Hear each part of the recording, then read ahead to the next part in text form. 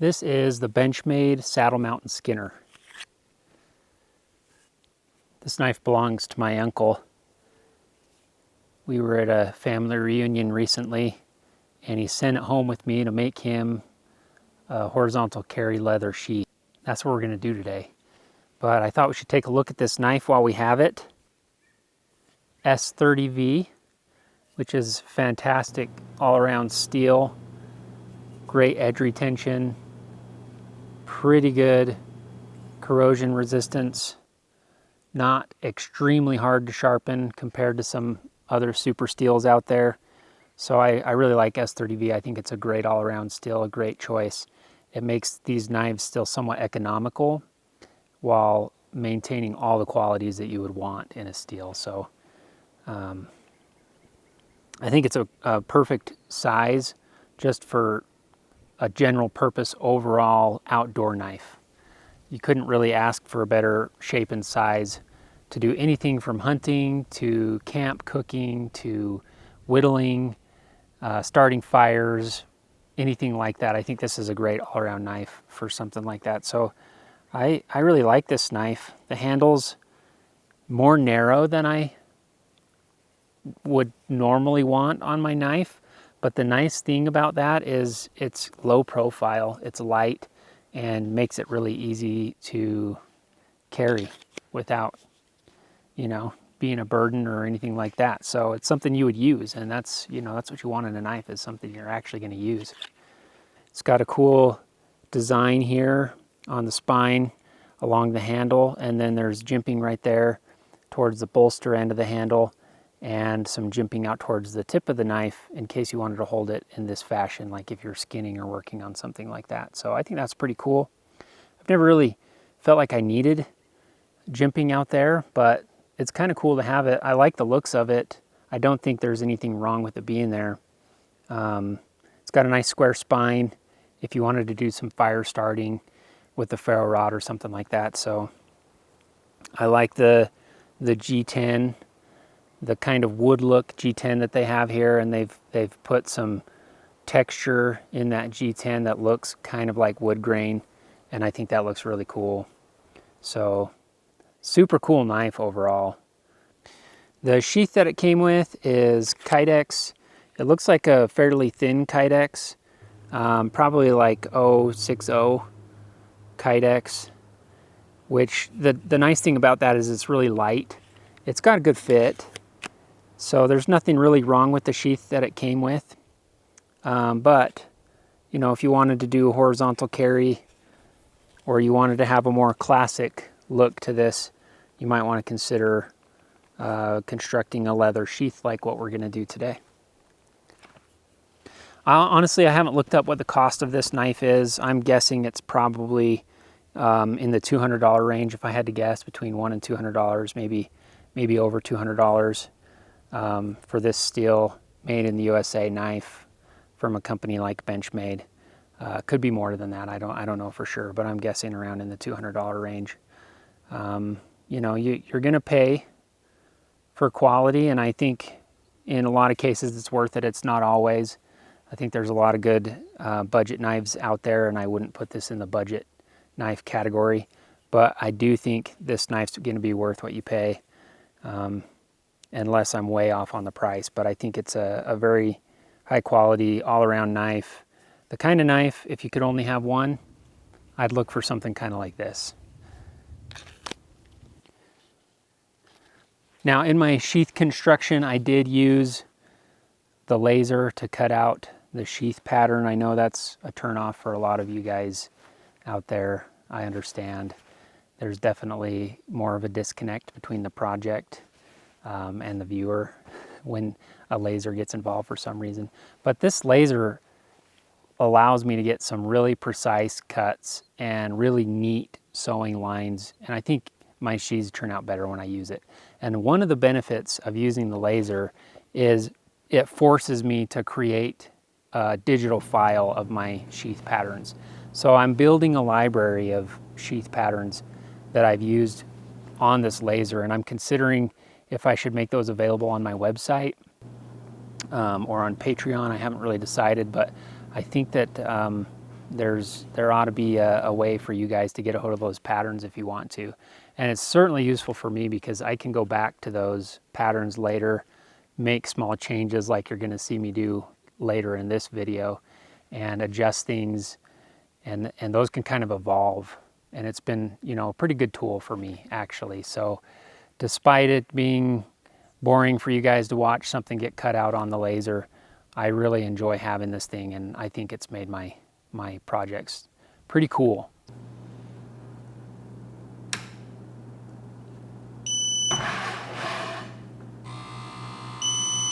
Before we cut it out on leather, I do like to test it out on a piece of craft foam just to make sure that it's going to be the right size. And I think that it's going to fit nicely in there with the spacer. Should be a tight fit, but that's how we like it. Got a piece of about probably 7 ounce leather. I've moistened it because that helps with the burn marks in the laser, and we're ready to cut it out.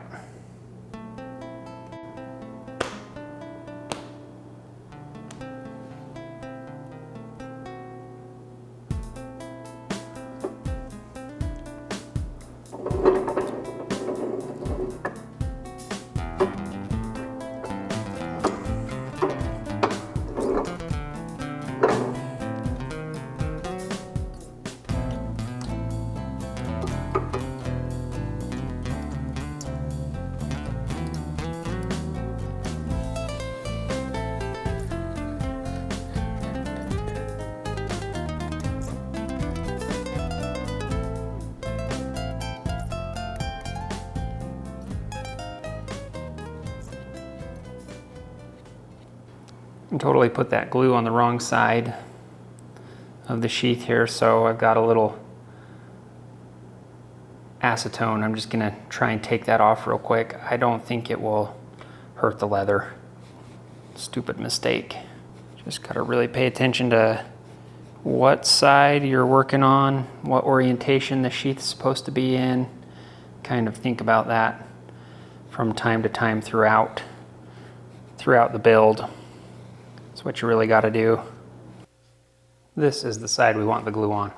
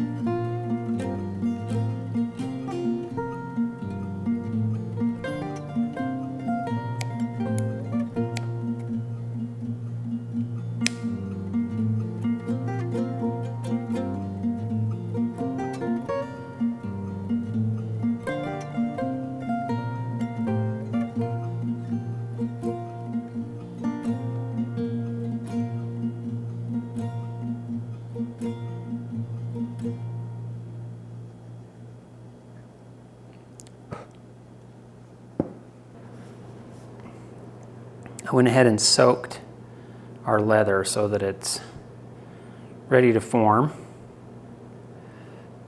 So you can, if you want to,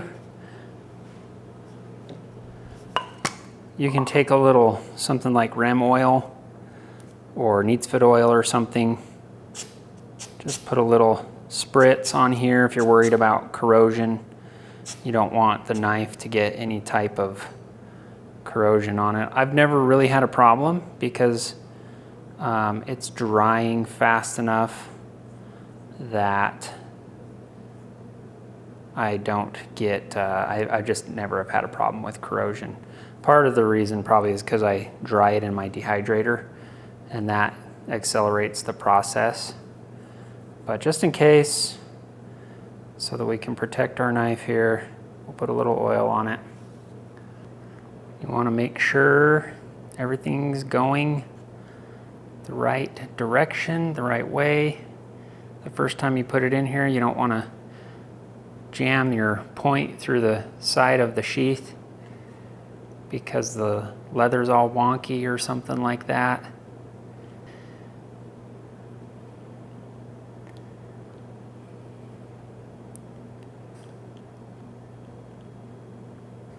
I like to insert an extra piece of leather on the belt loop just to kind of keep that space about right for a belt.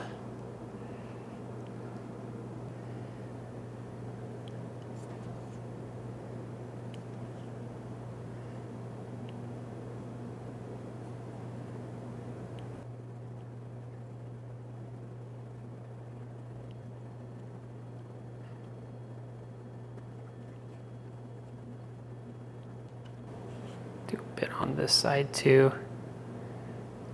Sneak in here. Okay. We're gonna call that good for now and let this dry some more, and I'll come do a little bit more forming with the antler before it dries all the way, just to make sure we're maintaining a good form as it dries. Then we can clean up the edges, make sure it's all the way dried out, and dip it in our wax.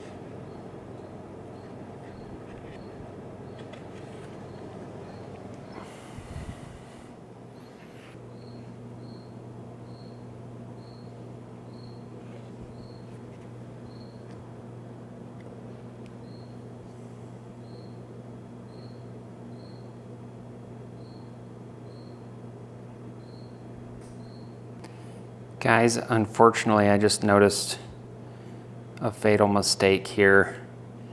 It's really difficult to show on camera, but if you were able to see a little bit further down inside this sheath, about right here, I didn't quite provide enough space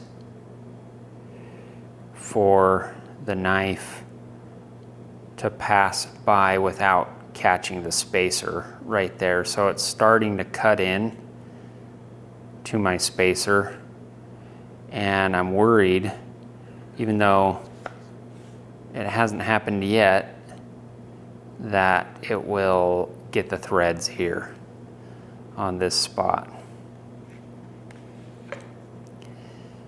So I think I'm gonna have to make a new sheath. It's kind of how it goes.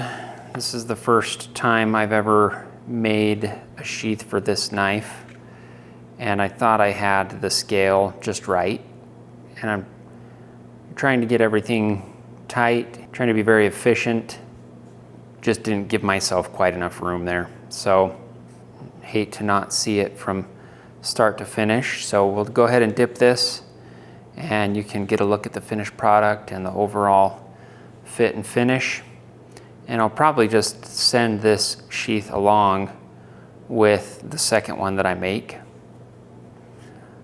so that my uncle can have two sheaths for his knife, and we'll see. Maybe this one will be just fine and the threads won't cut at all, but I'm just not comfortable sending this as the finished product because I worry about something happening there. So I'm going to use the same pattern. I'll just widen this section just a little bit. I should be able to pull that out just a bit on Adobe Illustrator, and it'll still look really nice, but just provide ourselves with a little bit more of a buffer in this spot right here to make sure that the belly of this knife, because it kind of does swoop down, this part is actually wider than this part right here.